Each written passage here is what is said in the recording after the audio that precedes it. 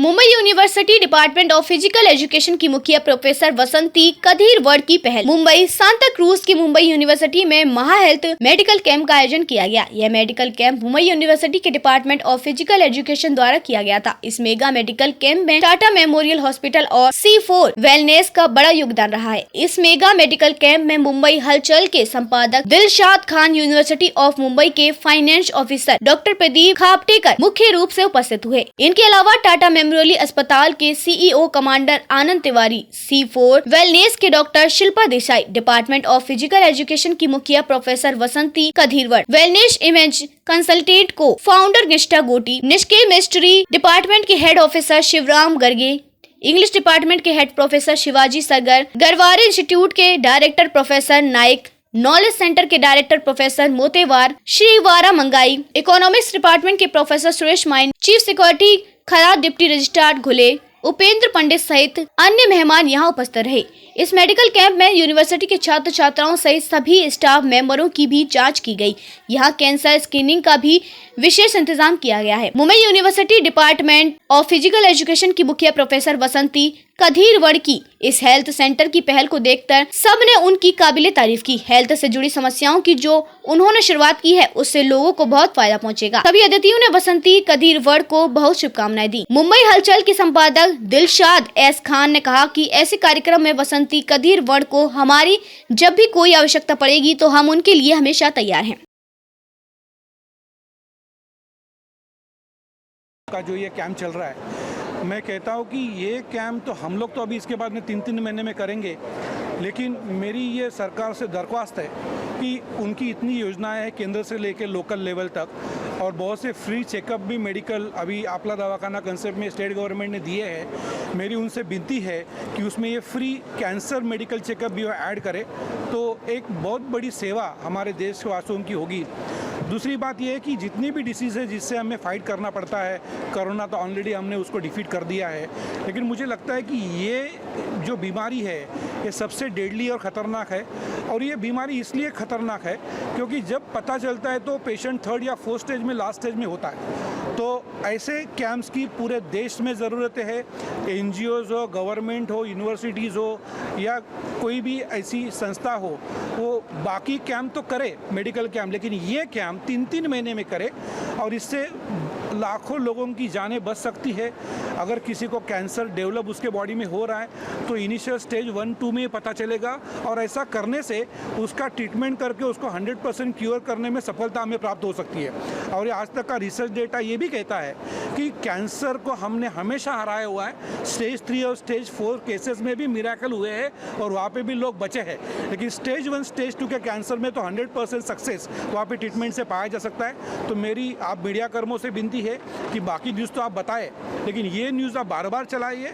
लोगों के मन में अवेयरनेस आना चाहिए। उनके आजू बाजू में ऐसे जो कैंप होते हैं उनमें वो लोगों ने हाजिर दे के अपना मेडिकल, फैमिली लोगों का मेडिकल चेकअप करवाना चाहिए।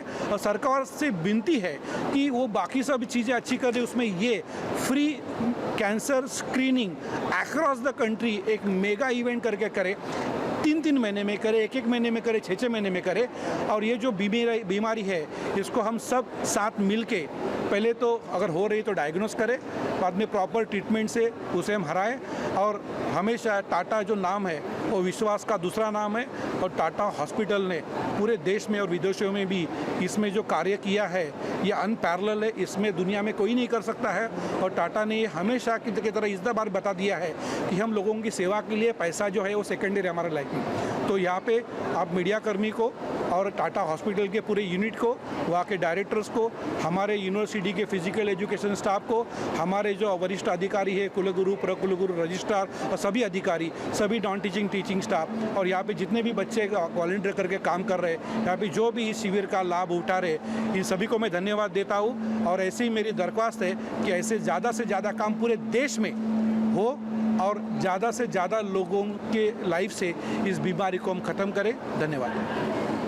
That very important point that I want to mention here, and special thanks to C4 Lifestyle, क्योंकि क्या होता है कि दुनिया में जितने भी प्रॉब्लम्स है उसमें एक बात कॉमन है जो मैं हमेशा से मानता हूँ कि there is always a communication gap. अभी टाटा हॉस्पिटल ये संस्था है, हमारे यहाँ गवर्नमेंट के इनिशिएटिव्स है, हमारे जैसे कॉलेजेस यूनिवर्सिटीज़ है जो ऐसे चेकअप्स को करती है, लोगों की बीमारी को पता चले। लेकिन इन सब में वो जो दुआ का काम करती है, वो ब्रिज का काम जो करती हो, वो CA4 लाइफस्टाइल जैसी संस्थाएं काम करती है। मुझे ये बात जान के बहुत खुशी हो रही है कि C4 लाइफस्टाइल ने यहाँ पे टाटा हॉस्पिटल और यूनिवर्सिटी ऑफ मुंबई के फिजिकल एजुकेशन के जुड़ के ये कार्यक्रम यहाँ पे उन्होंने ऑर्गेनाइज़ किया है। हमारा धन्यवाद है, दिल से हम लोग उनको यहाँ पे बधाई देते हैं। और ऐसे नॉट ओनली कैंसर, बहुत से ऐसे और बीमारियों के बारे में भी उनका अलग अलग संस्थाओं से टाइप है और ये काम वो करते हैं। मेरा उनसे ये विनती है कि ऐसे और उपक्रम वो हमारे यूनिवर्सिटी के साथ भी करे। जो भी अधिकारी लेवल पे हमारे यूनिवर्सिटी की तरफ से उनको सहयोग लगेगा वो हमेशा रहेगा, क्योंकि हमारा अल्टीमेट मोटिव ये है, एजुकेशन के लिए यूनिवर्सिटी बनी है, लेकिन ये सभी को पता है कि जब हेल्थ अच्छी होगी तो ये एजुकेशन हम ले पाएंगे। तो एजुकेशन और हेल्थ जो है वो हेड एंड टेल जैसा है कॉइड का। तो जब हम एजुकेशन की बात करते हैं तो हेल्थ उसमें ऑटोमेटिक आ जाता है। और जो भी हेल्थ के बारे में जो भी कोई प्रोजेक्ट करेगा और यूनिवर्सिटी से जुड़ना चाहेगा, वो हमेशा हमारी यूनिवर्सिटी से उनको ग्रीन सिग्नल होगा। पैसे की अगर प्रॉब्लम भी है तो उसमें कोई ना कोई हम रास्ता निकालेंगे।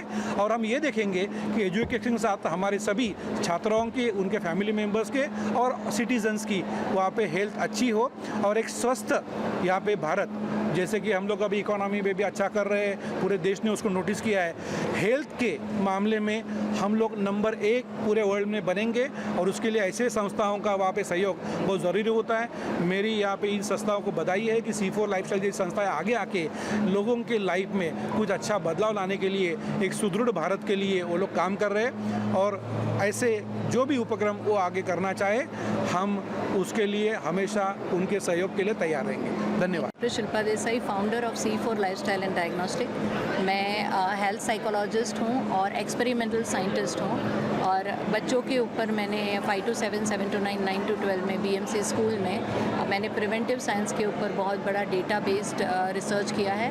और 2005 से 2010 तक का ये रिसर्च था, जिसमें लंग फंक्शन और ऑक्सीजन कैरिंग कैपेसिटी किस तरह से अफेक्ट हो रही है और हमें किस तरह से लाइफस्टाइल को अभी लाना पड़ेगा आगे, इसको मैंने